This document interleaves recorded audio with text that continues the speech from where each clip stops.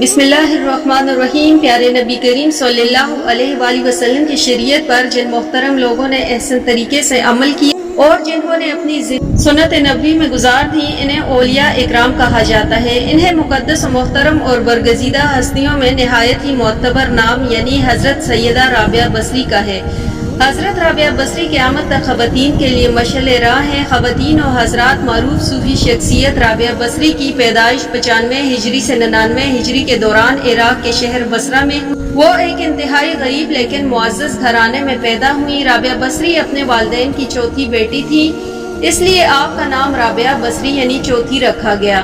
رابعہ بصری کے والدین کی غربت کا اندازہ اس بات سے لگایا جا سکتا ہے کہ جس رات رابعہ بصری پیدا ہوئی، آپ کے والدین کے پاس دیا جلانے کے لیے تیل نہ تھا اور نہ ہی آپ کو لپیٹنے کے لیے کوئی کپڑا۔ آپ کی والدہ نے آپ کے والد سے درخواست کہ پڑوسیوں سے تھوڑا تیل ہی لے آؤ تاکہ دیا جلایا جا سکے۔ رابعہ بصری کے والد پڑوسی کے دروازے تک تو گئے لیکن خالی ہاتھ واپس لوٹ آئے۔ رات کو رابعہ بصری کے والد کو خواب میں حضور پاک صلی اللہ علیہ وآلہ وسلم کی زیارت ہوئی اور انہوں نے رابعہ بصری کے والد کو بشارت دی کہ تمہاری نومولود بیٹی خدا کی برگزیدہ بندی بنے گی اور مسلمانوں کو صحیح راہ پر لے آئے گی۔ تم امیر بصرہ کے پاس جاؤ اور اسے ہمارا پیغام دو۔ تم امیر بصری ہر روز رات کو 100 مرتبہ اور جمعرات کو 400 مرتبہ درود پاک کا نذرانہ بھیجتے ہو، لیکن پچھلی جمعرات کو تم نے درود پاک نہ پڑھا، لہٰذا اس کے کفارے کے طور پر 400 دینار بطور کفارہ یہ پیغام پہنچانے والے کو دے دو۔ رابعہ بصری کے والد اٹھے اور امیر بصرہ کے پاس پہنچے۔ اس دوران آپ کی آنکھوں سے خوشی کے آنسو جاری تھے۔ جب امیر بصرہ کو رابعہ بصری کے والد کے ذریعے حضور پاک صلی اللہ علیہ وآلہ وسلم کا پیغام ملا تو یہ جان کر انتہائی خوش ہوا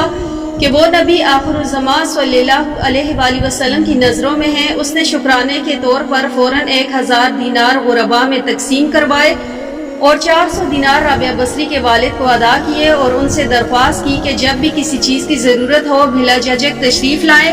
کچھ عرصے کے بعد رابعہ بصری کے والد انتقال کر گئے۔ اس اثناء میں بصرہ کی سخت کالی نے اپنی لپیٹ میں لے لیا۔ قحط کے دوران رابعہ بصری اپنی بہنوں سے بچھڑ ایک بار رابعہ بصری ایک قافلے میں جا رہی تھی کہ قافلے کو ڈاکوؤں نے لوٹ لیا اور ڈاکوؤں کے سرغنہ نے رابعہ بصری کو اپنی تحویل میں لے لیا اور آپ کو لوٹ کے مال کی طرح بازار میں لونڈی بنا کر بیچ دیا۔ آپ کا آقا آپ سے انتہائی سخت محنت و مشقت کا کام لیتا تھا، اس کے باوجود آپ دن بھر کام کرتی اور رات بھر عبادت کرتی تھی اور دن میں بھی زیادہ تر روزے رکھے۔ اتفاقاً ایک دن رابعہ بصری کا آقا آدھی رات کو جاگ گیا اور کسی کی گریہ کی آواز سن کر دیکھنے چلا گیا۔ رات کے اس پہر کون اس طرح گراوزاری کر رہا ہے؟ یہ دیکھ کر حیران رہ گیا کہ رابعہ بصری اللہ کے حضور سربجود ہیں اور نہایت عاجزی کے ساتھ کہہ رہی ہیں کہ اے اللہ، تو میری مجبوریوں سے خوب واقف ہے، گھر کا کام کاج مجھے تیری طرف آنے سے روکتا ہے، تو مجھے اپنی عبادت کے لیے پکارتا ہے، مگر میں جب تک تیری بارگاہ میں حاضر ہوتی ہے نمازوں کا وقت گزر جاتا ہے، اس لیے میری معذرت قبول فرما لے اور میرے گناہوں کو معاف کر دے۔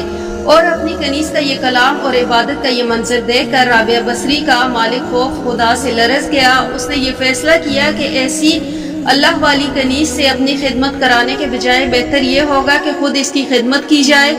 صبح ہونے پر وہ آپ کی خدمت میں حاضر ہوا اور اپنے فیصلے سے آپ کو آگاہ کیا۔ اس نے کہا کہ آج سے آپ میری طرف سے آزاد ہیں، اگر آپ اس گھر میں قیام کریں تو میری خوش نصیبی ہو، ورنہ آپ اپنی مرضی کی مالک ہیں، لیکن اگر آپ یہاں سے کوچ کر جانے کا فیصلہ کرتی ہیں تو میری بس ایک ہی درخواست ہے کہ میری طرف سے کی جانے والی تمام زیادتیاں اس ذات کے صدقے معاف کر دیں جس کی آپ راتوں کو جاگ جاگ کر عبادت کرتی ہیں۔ ناظرین، جو بھی اللہ تعالیٰ کا ہو جاتا ہے اللہ پاک اس کی حفاظت و نصرت فرماتا ہے اور دنیا کی کوئی طاقت بھی اس کو نقصان نہیں پہنچا سکتی۔ ناظرین، ابتدا میں حضرت رابعہ بصری کے حسن و جمال کی دھوم مچی ہوئی تھی، مگر جوانی کے شب و روز نے انہوں نے یاد الہی میں گزار دیے۔ ان کے چہرے پر پاکیزگی کا ایک ایسا نقاب تھا کہ دیکھنے والوں کی نگاہیں خود بخود جھک جاتی تھیں۔ اس زمانے میں ایک نوجوان نے انہیں رات کے وقت چاند کی طرح دمکتے دیکھا۔ آپ رحمت اللہ علیہ کو کوئی غیر مرئی خیال مخلوق سمجھ کر بھاگ کھڑا ہوا، لیکن دوسری صبح جب وہی چہرہ اسے بصری کے ایک بازار میں نظر آیا تو وہ عقل خرچ سے ہاتھ دھو بیٹھا اور رات دن اس کے تصور میں رہنے لگا۔ آخر دل کے ہاتھوں مجبور ہو گیا تو لوگوں سے پتہ پوچھتا ہوا حضرت رابعہ بصری کے گھر پہنچا۔ آپ کہا کرتی تھی کہ دل کے دروازے ہمیشہ کھلے رکھو، کیا معلوم محبوب کس وقت دستک دے دے، مگر گھر کے دروازے بند ہوں یا کھلے ہوں ان کی دانست میں برابر تھے۔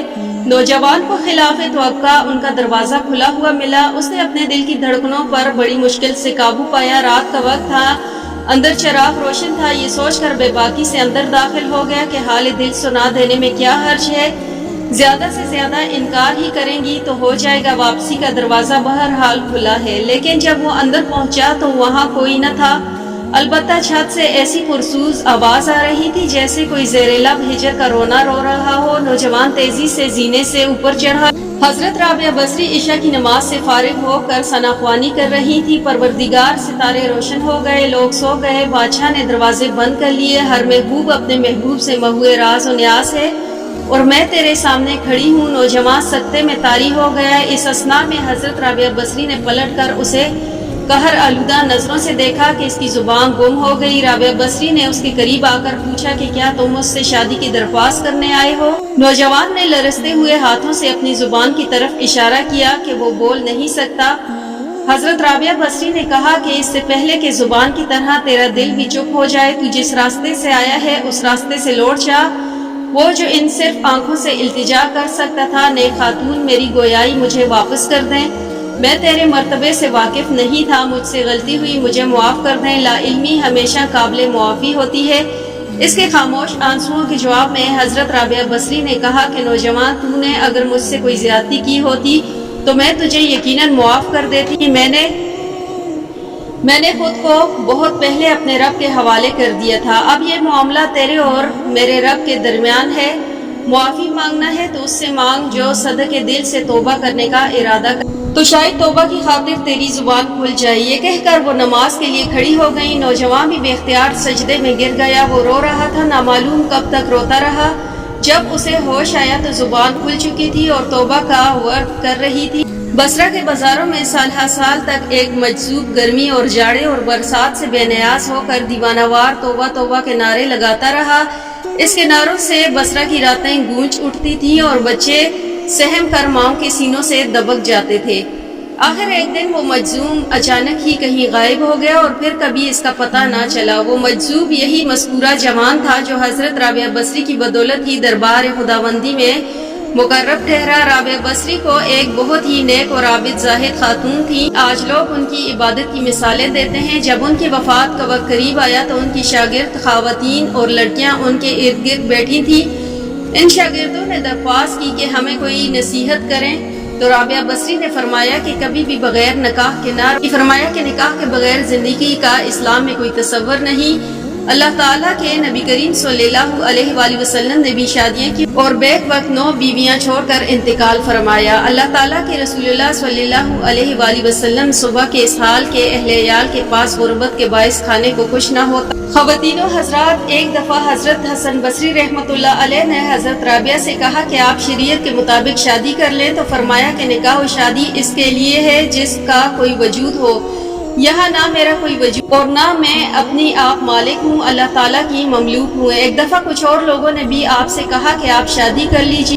فرمایا کہ اگر 3 فکروں سے مجھے بے فکر کر دیجیے تو میں ضرور شادی کر لوں گی. نمبر 1, کیا میں دنیا سے اپنا ایمان سلامت لے جاؤں گی. نمبر 2, روز حشر میرے دائیں ہاتھ میں ہی نامہ اعمال دیا جائے گا. نمبر 3, قیامت کے روز جب لوگ دائیں جانب سے جنت میں اور بائیں جانب سے دوزخ میں پہنچائے جائیں گے تو مجھے کس جانب سے پہنچایا جائے گا. لوگوں نے کہا کہ اس کا علم تو خدا ہی کو ہے. فرمایا تو پھر جسے اتنے عظیم و افکار امام پیش ہوں وہ بھلا کیا شوہر کر سکتی ہے. رابعہ بصری نے تقریباً 88 سال کی عمر پائی. آپ نے آخری سانس تک عشق الہی کی لذت و سرشاری کو اپنا شعار بنائے رکھا, یہاں تک کہ اپنی آخری سانس تک معبود حقیقی کی محبت کا دم بھرتی رہی. آخری وقت آپ نے اپنے والی اور صوفی ساتھیوں کو بتایا کہ میرا اور میرا محبوب و معبود ہمیشہ میرے ساتھ ساتھ ہے. ناظرین, ہمیں حضرت رابعہ بصری کی زندگی سے یہ سبق ملتا ہے کہ اللہ کی پہچان کے دروازے مرد و عورت سب کے لیے کھلے ہیں. اللہ کی راہ میں حضور نبی کریم صلی اللہ علیہ وآلہ وسلم کے فرامین کی روشنی میں چلنا ہمارا کام ہے. باقی فضل و کرم کرنے والا اللہ تعالیٰ ہے.